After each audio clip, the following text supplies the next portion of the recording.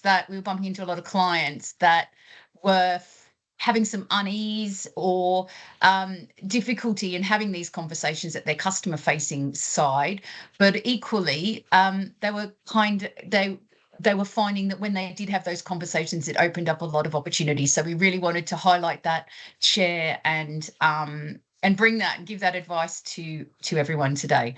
So just to give a bit of context and plunge straight into an example of how commercial opportunities actually arise, our favorite example was a number of years ago. We had a retail manufacturing client, and we did a workshop with them, and they came out of that all very enthusiastic about what they were doing and what their strategy would be. And the MD happened to have a sales meeting with a major retailer the next day, and he brought it up and said, "Yeah, what are you interested in? We're really keen to progress and to develop. What's your strategy?" And they were just so pleased that he brought it up and said, "Well, actually, we are looking to try and find people in our supply chain that we can work with and use as a bit of a showcase for what we can do together." That led to a pilot project that led to £1 million contract that they wouldn't have had, and that was about 5% of sales for them. So that was it's not the be all and end all, but a reasonably big deal. And that was all just because he asked the question, and he said 100% it would not have happened. We would not have had that work if we hadn't brought the topic up. So for today's session, we really want to talk to you about where you are as a business. And this is really designed for B2B businesses. So we're not focusing on asking consumers about their sustainability. This is really in the B2B space. We want to give you some questions you can ask, some killer questions to support you opening that door, and some other fundamental things that you might be able to offer or look out for or listen for when having those conversations with your client. But it is also all about just opening that door to a sustainability conversation and having the confidence to do that. And just to set the scene a bit more, just three examples of commercial benefit coming from the sustainability conversation. So the first one was an IT wholesaler, and they approached their largest client and asked them if they could help them reduce their scope 3 emissions effectively. So their deliveries of goods to them had significant carbon in the transport. And they were happy to work with them on the basis of carbon. If they'd asked them to do it from a cost perspective, I don't think there would have been any interest. And what this led to was a standardization, a change in how things were packaged that they were able to reverse into their supply chain. So that meant that goods could be delivered from supplier direct to retailer. So that got rid of that into them repackaged out again process. So they're able to pass on a bit of cost benefit to the client, and obviously kept a bit of cost benefit for themselves, and everybody reduced carbon. So win-win. The next one was a financial services business, who's really progressive business, and they really set their strategy out of what they wanted to achieve. And they went out to clients really curious, and they got their sales team to, on every appointment, to specifically ask, "Are you considering investing in renewables?" And their clients were predominantly agricultural businesses and property businesses, and they got a lot of interest back. So that led them to develop a solar panel financing option, and that has been really successful for them in terms of sales growth, and obviously not much marketing effort to get there and get that launched. And the final example here is quite a technical business. So it's an industrial insulation surface treatment business. And they were pretty much just, out with a catalogue. What do you want? What do you need? And they actually started asking their customers, well, do they have a challenge with energy reduction? Do they want a managed service? And there was a lot of interest in it. So they developed an energy management business, and they actually now have this sort of managed service where they're managed both the surface treatment, which extends the asset life of some of the products, and also energy reduction through the insulation servicing. So they've got this audit and managed service process, which has been very successful for them, but also made them really sticky with some of their existing clients, which is a big benefit in what was quite a commoditized market. So the next thing then is, how do you have these conversations? And you need to come from the perspective of where you are on a maturity side of things. So where do you go to look? And a good port of call is if your sector has got an industry body, a trade association, a professional body. So the Royal Institute of Surveyors is a good example. Then that's a great place to start because they might have some guidance, webinars, publications that will point you in the right direction and let you assess where you are. The real easy go-to if you're looking on specific clients, if they're doing something on sustainability, it should be on their website and it'll either be on the top menu or it's under About Us Sustainability. And on there you'll see the depth they go to. Or you could do a search from the little sort of magnifying glass search on people's websites. If they're really mature, they'll have an impact report and they'll have something out there and they'll have some sort of metric tables in place. And that'll give you a really good view on where you are in relation to what they're interested in. So another really interesting source of working out where you are and where you want to be, and it's really illuminating, is we do a horizon scan for our clients, and we always ask for their competitors and their customers, and we look a deep dive into their big customers. And once again, we're looking at B2B, and we look at the customers' environmental, social, governance, and supplier expectations. And this is really useful for them to know what might be coming because they're not looking typically in the customers we work with, typically they're not looking for those signals on their website. It might not have hit their level. It might not have hit their conversations. And this is really quite a powerful tool. The interesting thing here is for the customer, and this is a live example that we've anonymized, for this customer base, a lot of the customers are on green, so they are moving on this agenda. But interestingly, when we also looked at competitors, they weren't doing anything. So once again, understanding where you are in this set using the lens of sustainability, you can really see that it might be a competitive advantage for you to be in front of these customers. And you can also start to see what their bigger corporate supplier expectations are. Just a quick note here is when we talk about sustainability, we do talk about environmental, social, and governance. So it is the holistic, it's the economic input, it's the whole picture, not just the environmental carbon piece. So so just to understand where you are and is another really great tool and way to do it. Okay, so with a little bit of research, it's not too onerous, you can get a good feel for where you are. Are you lagging behind people generally in the sector and particularly the customers, or you're very much in amongst it, very, very comparable to other people, or actually you're ahead of the curve and ahead of your customers almost in terms of maturity. And that impacts how your customer facing teams speak to the customer. And a lot of people are lagging. When they are in that position, probably the most important thing is that no one blags it. You don't want anyone out there saying, "Oh yes, we're super eco. We really care about biodiversity. Carbon's really important to us," because you can be unpicked really quickly, and that just sort of loses trust, which is the opposite of what you want to achieve. So you want people to be positively curious. So even if they don't know too much about it, is what is important to you? What are the topics you're working on? What are the challenges you face? Who in your organization's driving this? Why are you doing it? What do your customers want? Who are the movers and shakers? And is there anything they specifically want to see from suppliers like us? And so just pure curiosity, you'll get a hell of a lot of data and hopefully some new contacts to speak with that'll help you on your progression on the whole topic. And I think this curiosity question has been the most powerful one with our clients, with their customers, because normally the answer is, "Oh, wow, we're trying to work on this too." So it is a common challenge, interest area, and potentially problem for clients and relationships.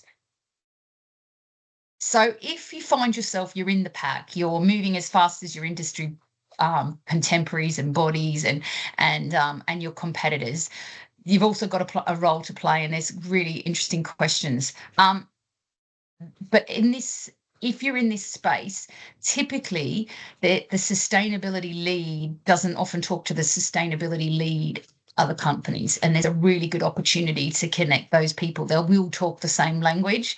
If you've got that breadth in your company, start to get them together, because it's sales and procurement might not be the leading bodies, and they might not know what regulations or activities are going on in the company.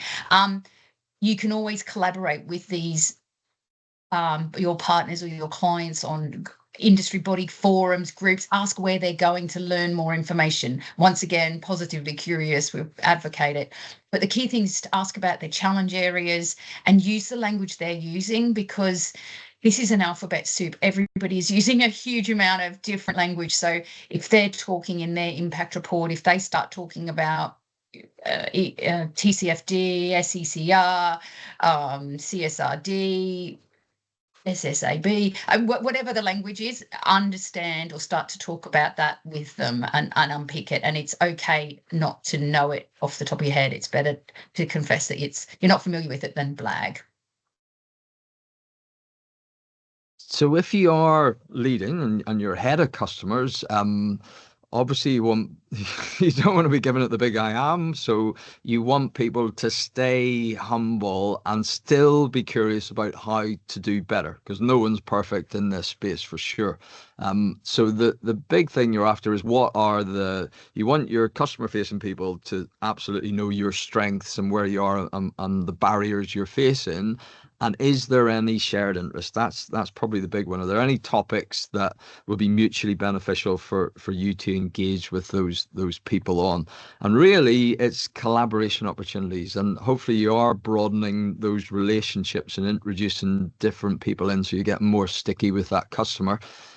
What has been quite useful for some of our customers is lunch and learns, and they're talking specifically about the sustainability credentials of their products or services and what they can do and what they're looking for.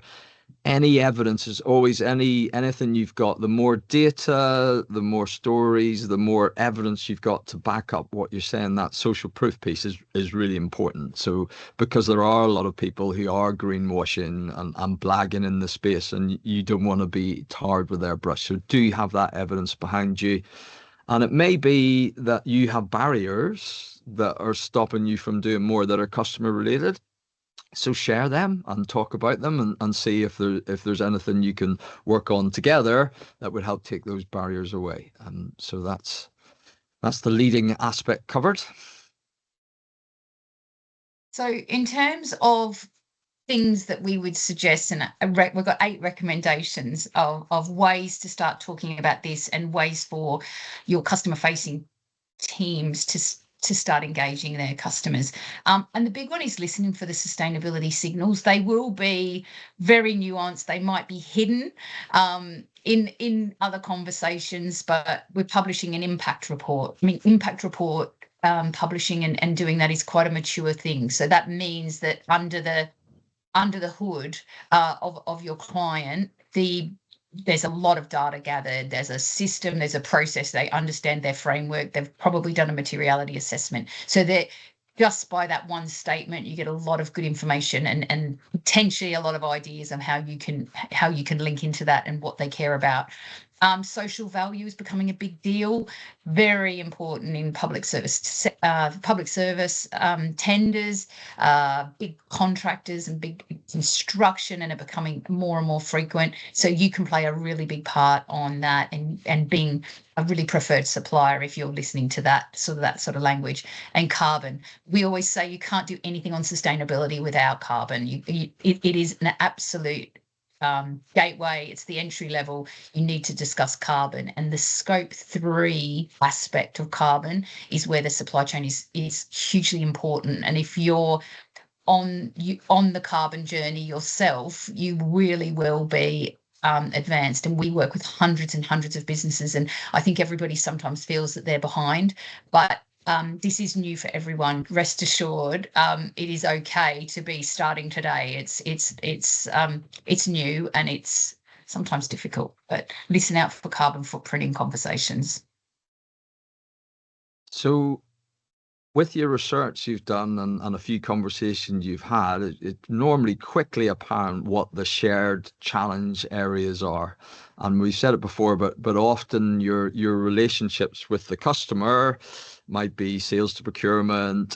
They're not necessarily with the people who are dealing with these challenges. So it really is an opportunity to think about, is this an area where you want to lead? And if it is an area you want to lead, what is your position on it? And who in their organization should be speaking to who in your organization? And hopefully you can start to build that relationship and get beyond your normal points of contact if that's appropriate. And that changes the dynamic between your two organizations. And we'll talk about some of the other things that will emerge from those conversations as we go through these 8 points. So position yourself strategically across priority topics. And a really good example of this is one of our clients works in the Diageo supply chain. And if you look at Diageo's impact report and what they care about, a huge thing for them is water. So our client also aligned themselves and really understood their water footprint, their water stewardship, water in their supply chain, because that was an important topic for Diageo. So it's those sorts of things that you can really be aligned. And we don't think that's inauthentic, because you are caring what your customers care about, and all of these topics are good to care about.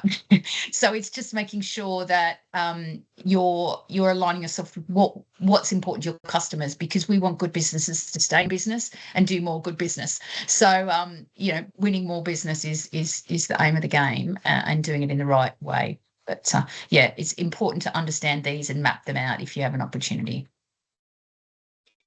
So sometimes we mention the alphabet soup and the language around these things, and sometimes if you're leading and the customer is not so much on the case, it's really important that you don't get sucked into the jargon, and to try and lead with the value. What's the upside of this from their perspective? So if you have a carbon reduction plan, so what does that mean for the customer? So it could be that's less deliveries for the same amount of goods, which could be a cost and carbon saving. You might want to keep the cost up your sleeves, just the carbon saving.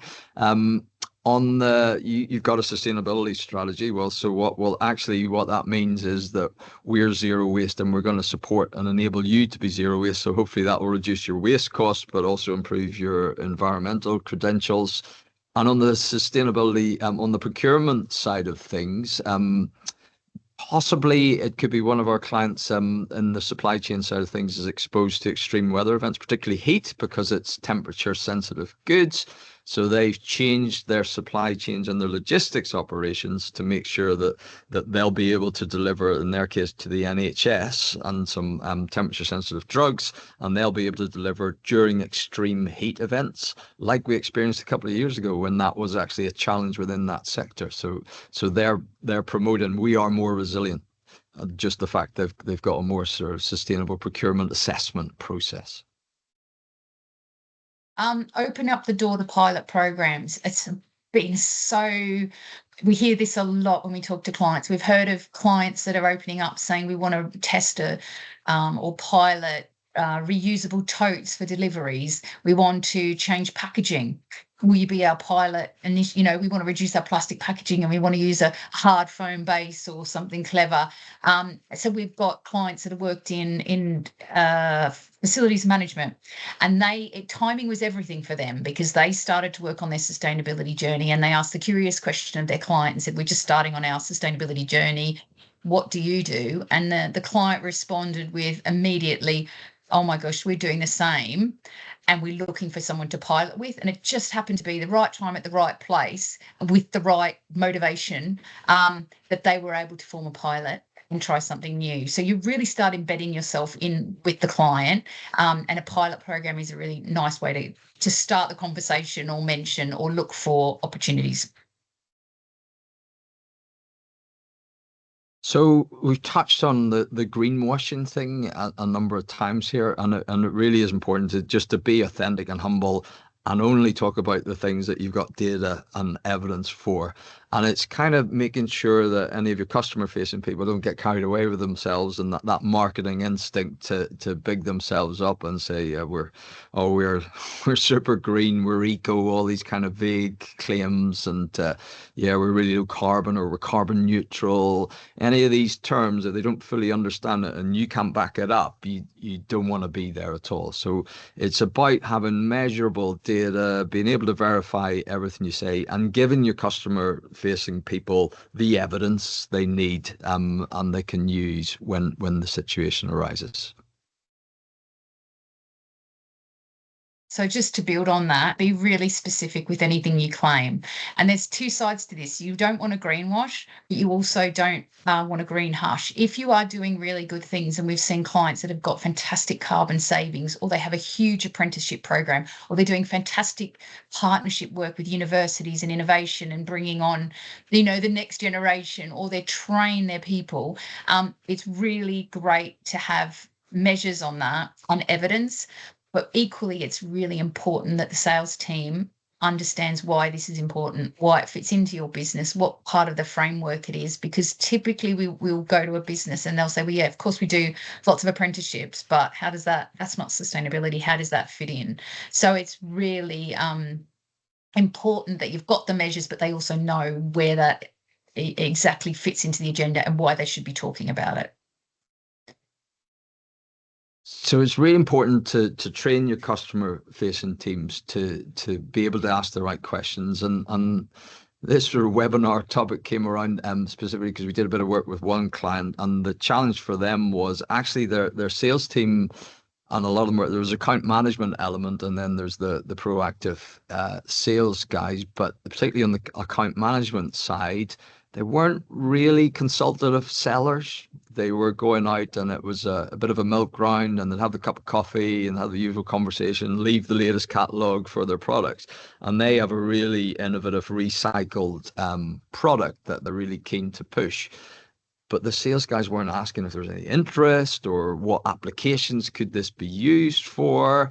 And for a couple of their clients, if they'd asked those questions, which their MD did, and got some positive responses from them, then so his concern is, what are we leaving on the table with these other clients? So it's really equipping those guys to be able to ask the right questions, which will reveal these opportunities, but also capture what the client challenges are. So there could be things that you could be doing in your product development or your market development that are going to support those clients with their journey and be beneficial for you with them and with other people in the wider sector. And to support them to do that, as well as to get them the right to ask questions, you need to arm them with the evidence and the data of where you are, if you're in the pack or you're one of these sort of leaders in the space.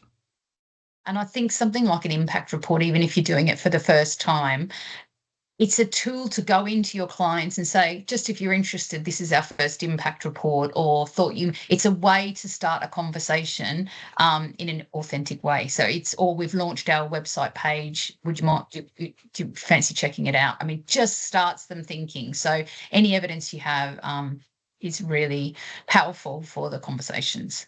Yeah, and just overall, it's making sure everyone's radar is up for opportunities and risks against this whole agenda. So a little bit about us. We do support businesses to accelerate their sustainability from wherever they are. So from the starting, we don't know what sustainability even is. We don't know what it is for our business and how it is relevant, to we're already a B Corp and we've recruited sustainability people, but we need the next level and know how to move forward. We've worked with over 300 businesses since 2020. It has been fantastically interesting and exciting, and we have worked across multiple different sectors. Every day is a school day for us, and we're learning. We have touched a lot of fantastic businesses and sectors that are doing amazing things, and it's very interesting. Our client journey often starts because they either don't know where to start and they want to be efficient or effective with the resources that they have, or they've been triggered by a client. Somebody has asked them, and we take them all the way to building out their reports, understanding where they are, and just building a strategy and a plan to get to where they need to be to meet their business goals. We do sales support and training, which includes both sides of the research and the horizon scanning. So we use our experience to unpick and dissect the customers, competitors, and industry. And we do a maturity assessment, no warts and all, about where we think you are as a business and where you need to be or to keep up or fit in or lead. And we also do in-person workshops, an interactive session. It is your session where we take a lot of feedback and make sure that people are engaged in the topic. We provide bespoke guides, training tools to take away, and a CPD certificate if it's relevant or interesting. We'd like to introduce it. So not only do we do that, but we also have our experts. These are our sustainable experts, not limited to, but some of them. So wherever you are in the journey of sustainability and wherever you need expertise, we've got the right people for you, whether it's on ED&I, you need to recruit the right person, you're thinking about offsetting or carbon credits, you need leadership training, communication, embedding, resource efficiency, EPR, waste, carbon, an external provider for offloading and an impact-based IT solution. We have a network and people who work with us on a regular basis to support you, and they really are experts in what they do. So thank you very much for coming. We've got few minutes, but this is how to contact us if you're interested. There are LinkedIn codes there, QR codes for our LinkedIn, when we'd love to connect with anybody if we're not already. But yeah, if there's any questions, we've got a few minutes and we're happy to take them. Otherwise, thank you very much. I will stop the recording, but thank you very much for coming today, and I hope that's been really, really useful.